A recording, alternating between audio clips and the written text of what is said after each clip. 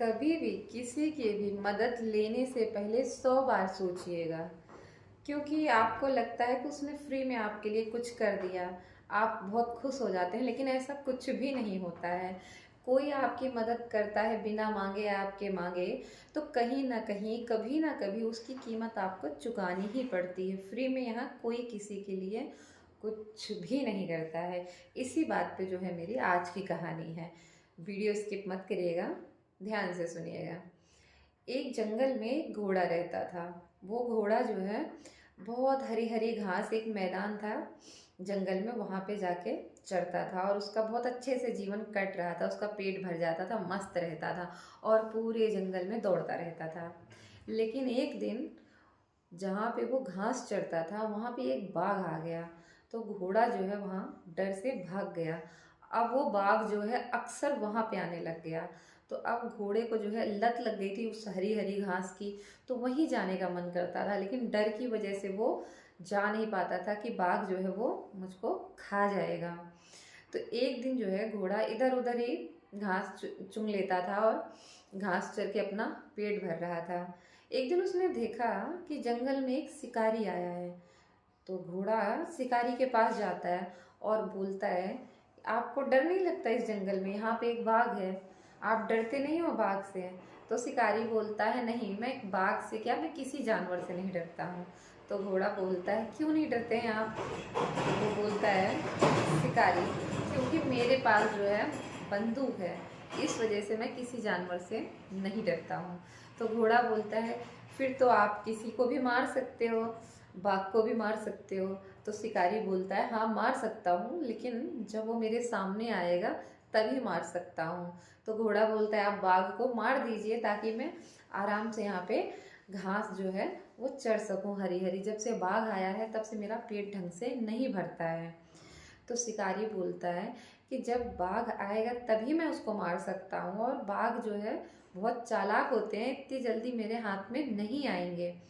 तो घोड़ा बोलता है, तब तक तो मुझे बहुत डर लग रहा है, मेरी जान ना चली जाए, कहीं मुझे मार ना दे बाघ।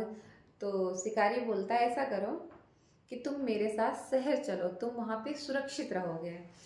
तो घोड़ा बहुत खुश होता है कि मैं अब शहर जाऊंगा और वहाँ पे मुझे कोई खतरा नहीं रहेगा। फिर वो अपना आगा पीछा कुछ भी नहीं सोचता और शिकारी के साथ शहर चला जाता है। शिकारी घोड़े की पीठ पे बैठता है और घुड़सवारी करते हुए उसको शहर की ओर ले जाता है, और वहाँ जाके वो घोड़े को एक अस्तबल में रख देता है, जहाँ पे ना कोई हरी घास घोड़े को खाने को मिल रही थी, ना घूमने को मिल रहा था, क्योंकि वो जंगल में आराम से घूमता था और खूब जो मनाता था वो खाता था। फिर घोड़े को थोड़ा तो अच्छा लगा कुछ टाइम के लिए।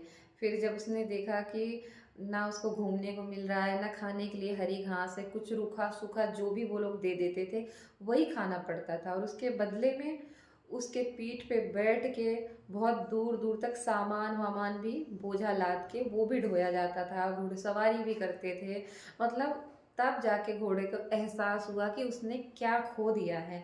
फिर उसने सोचा कि एक मदद लेने की वजह से मेरी आज़ादी खो गई, मैं अपने मन से कहीं पे भी घूम सकता था, कुछ भी खा पी सकता था, ये मैंने क्या कर लिया।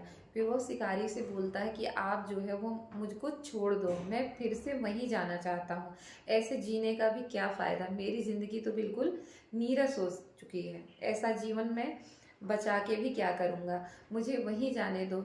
भगवान ने बहुत बड़ी पृथ्वी बनाई है, मैं कहीं पे भी जाके घास चर के अपना पेट भर लूँगा, जहाँ पे बाघ का कोई खतरा ना हो। फिर शिकारी बहुत ज़ोर से हंसता है और बोलता है कि अब तो हमें जो है तुम्हारी आदत हो चुकी है, तुम्हारे पीठ पे घुड़सवारी करता हूँ और तुमसे काफ़ी घर का काम हो जाता है, सामान वामान इधर से उधर ले जाने में बहुत मदद मिलती है, तो तुम अपने दिमाग से निकाल दो कि मैं तुमको छोड़ूंगा और तुम जंगल में जाओगे। अब घोड़ा काटो तो खून नहीं, फिर सोचता है कि ये भगवान, कभी कोई किसी की मदद बिना सोचे समझे ना ले, उसकी कीमत उसे कहीं ना कहीं चुकानी ही पड़ती है। तो आपने देखा इस घोड़े ने मदद ली बिना सोचे समझे, और उसको उसकी कितनी बड़ी कीमत चुकानी पड़ी। और असल ज़िंदगी में भी यही होता है, आप किसी का एहसान ले लेते हैं या किसी से थोड़ी मदद मांग लेते हैं, तो आपको कहीं ना कहीं तो उसकी कीमत चुकानी ही पड़ती है। आप कितना भी कह दें कि नहीं ऐसा नहीं होता है, लेकिन यही जो है कड़वी सच्चाई है। तो किसी की हेल्प लेने से पहले 100 बार सोचिएगा, कोशिश करिएगा कि किसी की हेल्प ना लेनी पड़े। और मेरी कहानी अगर आपको अच्छी लगी हो तो मेरे चैनल को सब्सक्राइब कर लीजिएगा, वीडियो को लाइक करिएगा, शेयर करिए, कमेंट करिए और खुश रहिए, मस्त रहिए।